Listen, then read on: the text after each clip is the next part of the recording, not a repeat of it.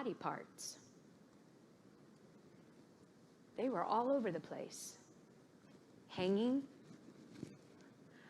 I thought at times, are we getting off? Are we getting off? But it was so real.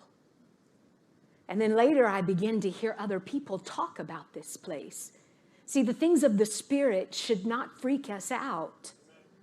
I've heard people that do nothing but teach, and they very seldom go vertical and pray in the Spirit and go after things. They'll say, oh, that's not God. If somebody starts talking about that, that's off. But then I want to say, have you ever stepped over in the Spirit before? Have you ever prayed? How many times have you prayed and hit the unction of the Holy Ghost, and then he begins to reveal some things to you?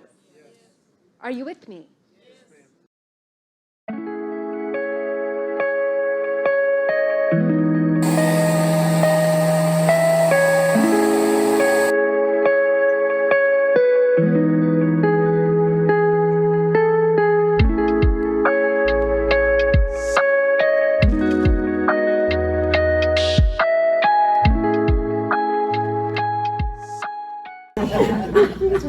For you should already be professors, instructing others by now.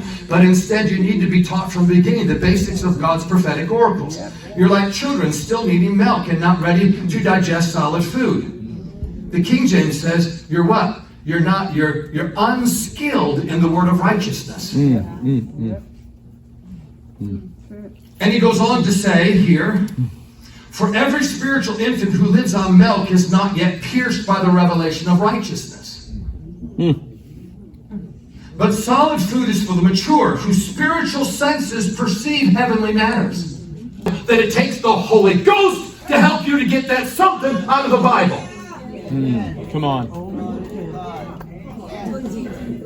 Romans 10:17 does not say faith comes by hearing and hearing by the Logos over and over and over and over and over and over again. Right. It says faith comes by hearing and hearing by the Rhema. The Rhema. It's not a requirement of what you do or what you've done or where you need to be. He placed you in a place. He gave you his authority. He gave you his obedience.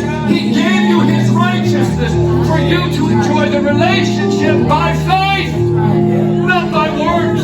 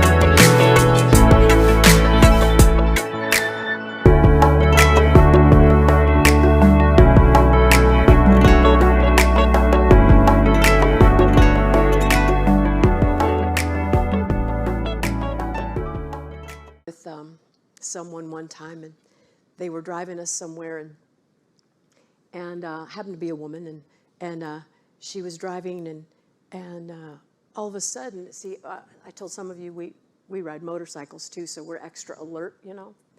And so we're in the car, and I see a motorcycle approaching, and we're about to get on the interstate, so we're in a left turn lane, getting ready, you know, we're yielding and waiting for oncoming traffic to clear, and to go left to get on the on-ramp. Well, a motorcycle's coming, and she didn't see it. And all of a sudden, I'm in the front seat with her, and I went, stop! And she kept going and went, why?